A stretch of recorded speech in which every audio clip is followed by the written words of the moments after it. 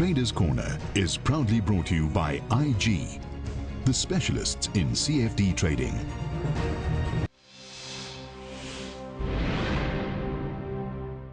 Welcome, you're watching Traders Corner, and joining me as always is Garth McKenzie, founder and editor of Traders Corner. Garth, welcome. Hi Julieta. Garth, let's start off with the albatross around your neck, and that has been the long position that you took in New Gold Platinum. It's done nothing for a long, long time, and I sense that your patience with it has run out.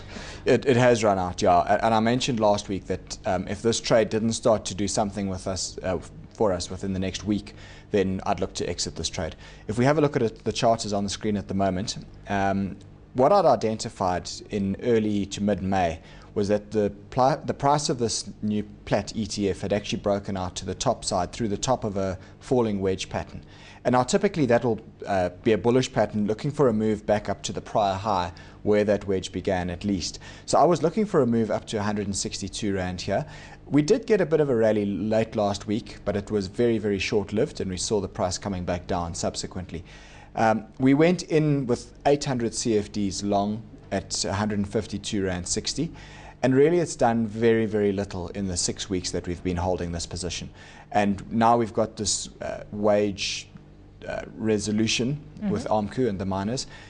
And to be honest, you know what, if the platinum price hasn't moved in the last 5 months while we've had wage or work stoppages, then I don't know if it is going to move. So I think the reason for entering this trade is probably no longer valid.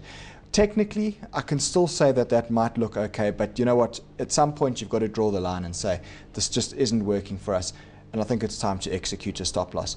So I've decided to sell out at 153 Rand, which is just above where we went in.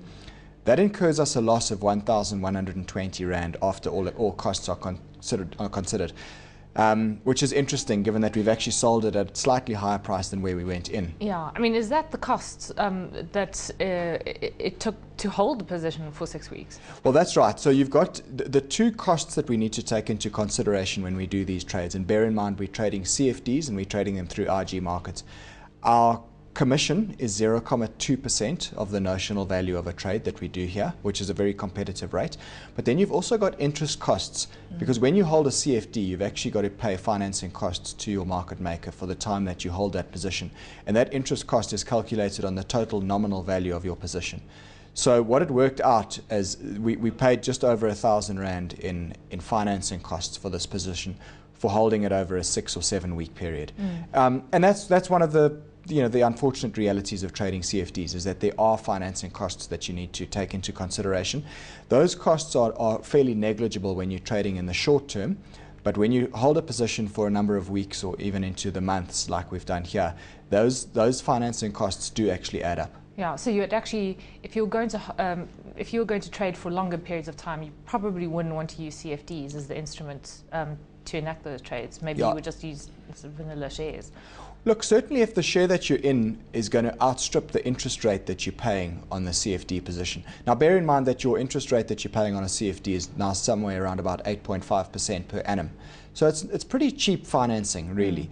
But the thing is that you need to still make sure that the share that you're holding outstrips that interest rate over the time, because effectively what it means is that you're already minus 8.5% after a year of holding a CFD. So for my purposes and for trading, I like CFDs as a short-term trading instrument, short-term being anything from a couple of days to a couple of weeks. Thereafter, then the interest costs do begin to add up, and then you need to weigh up whether it's actually worthwhile holding it via CFD or actually buying a physical share. And there are pros and cons to both. And just costs in general, you need to consider whenever you trade the market, and I think that's what I didn't really factor in when I first bought shares, and I thought, goodness, this share is going to have to appreciate something like 20% in value to meet the costs that I've paid for it. Well, that certainly happens if you buy a small tranche of shares, and that's why I generally say to people, if you're going to trade, you ideally need to ensure that the size of the trade that you do is usually around about a minimum notional value of 50,000 Rand, because then the costs are worth working with. But it's difficult if you trade with a very small notional position, then the costs become proportionately larger relative to your account Yeah. size. So it certainly is something that you've got to take into consideration. It's an unfortunate evil of trading that you do pay transaction costs every time you trade. You can't get away from that. Yeah, well, I suppose beginners' ignorance, chalk it down to that. Gus, so new platinum, you've exited the trade, taken a little bit of a knock there. What about the downside protection that you took against the market? And I imagine that was, well, you paid a premium, so the costs were up front, but out of the money, given that where we ended last week on futures closeout. Yes, well, I want to just show this quickly because this was a structure that we did for the June futures closeout, and last week Thursday was the June futures closeout. So this structure is now expired and it's gone. We no longer have it in our portfolio. What I was looking for at that stage, it was downside protection. It was an option structure. If you want to see how we constructed this particular structure, you can go back and review the previous shows. Look at the show of the 18th of February. That was when we actually constructed this thing. Anyway, at that stage, what we were looking for was anything below 42,500 on the top 40 would have made us money on this structure. Now, obviously, the market has expired much higher than that. We're up sitting at around about 46,000 at the moment. So we're a good 10% higher than where this structure would have actually worked for us. Anyway, that said, it's certainly not the end of the world. What worked for us with this structure was that we received a tiny premium, and we actually received 171 Rand for doing this trade, which is a token amount. But the nice thing is that it was effectively a synthetic short position. So if the market had moved lower, we would have been in the money, we would have benefited. But while the market moved higher, it cost us nothing to have this position on. And we've got another one of these on at the moment, which I'll show you in a second, for the September quarter as well. And I'm quite content to have these structures on, in the event that the market pulls back, provided these structures can be created and they're cheap to execute, which they are. I mean, you can see this cost us absolutely nothing to do this trade. But if the market had moved lower, we would have really been sitting pretty. The structure that we've got on now, which is still valid for us, this one runs out to September, and the third week of September is when the futures closeout will be. This is a structure which works for us below 44,500.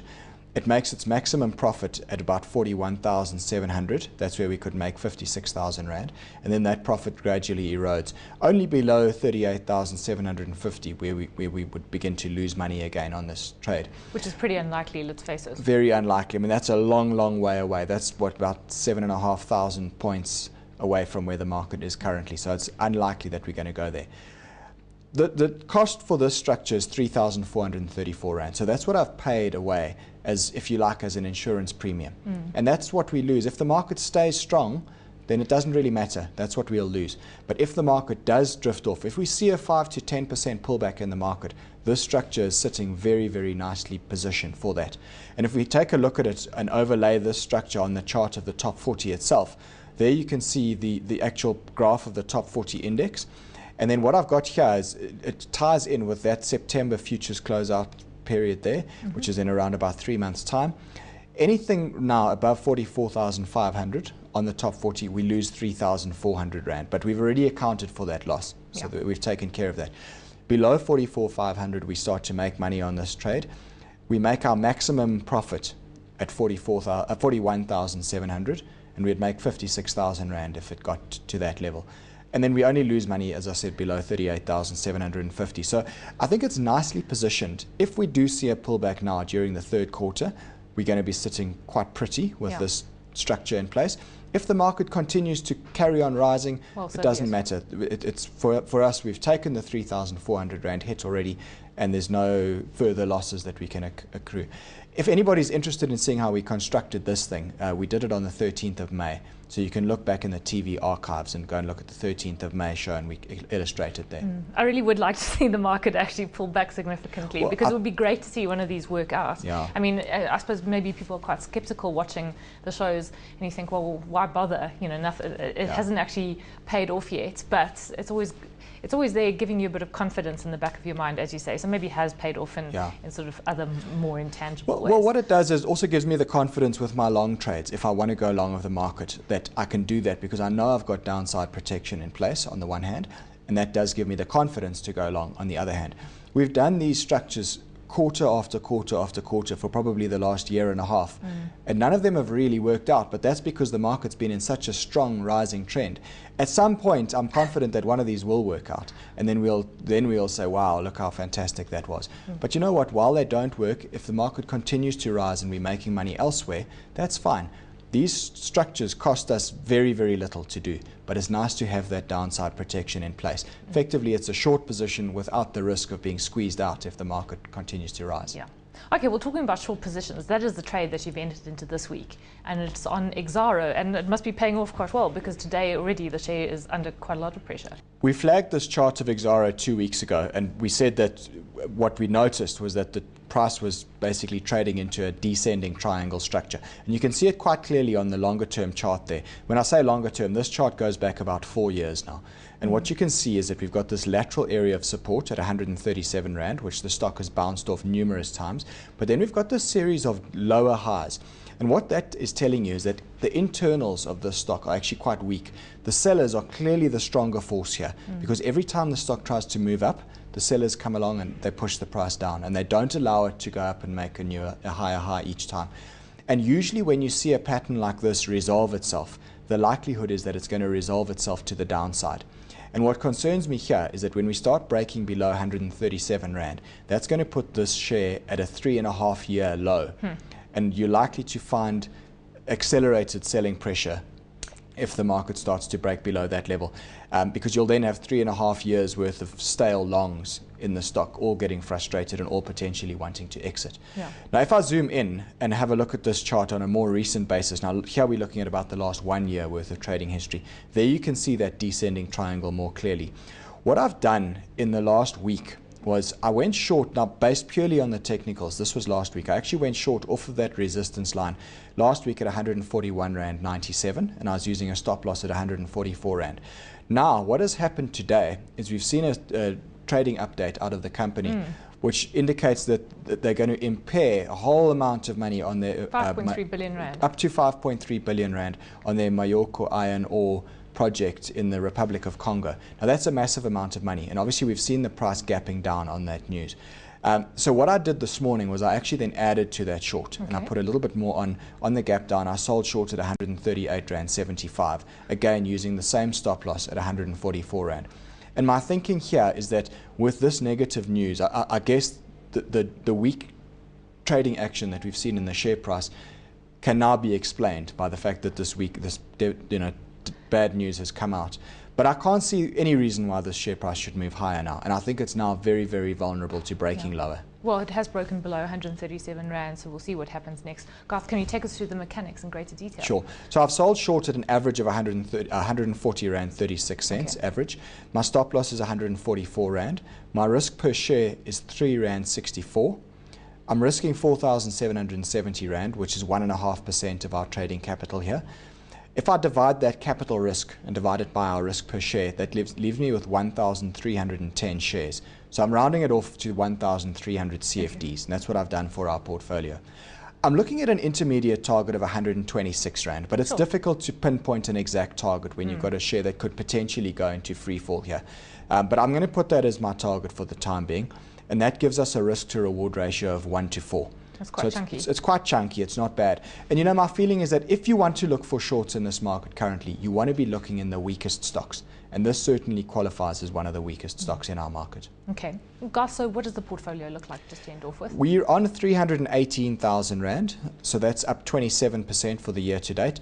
Not vastly different from last week. There you can see our recent trades, and with our Exxaro trade, we'll actually be slightly in the money on that Exxaro trade now, which we haven't chalked it up on the board yet. Yeah. And just to end off with your upcoming courses, when are the next dates? Yes, so I'm in Port Elizabeth on the last course of this series of courses that I've been running recently. That's on the 10th and 11th of July. There's an Understanding CFDs course on the Thursday, the 10th of July, and then a full day high probability trading course on the 11th of July. So anybody that would like to attend this, please email me, garth@traderscorner.co.za, and I'll send you the details. Okay, great. Garth, we've got to leave it there. Thanks as always for coming onto the show.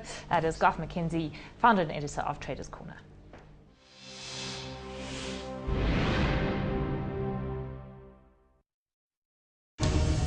Traders Corner is proudly brought to you by IG, the specialists in CFD trading.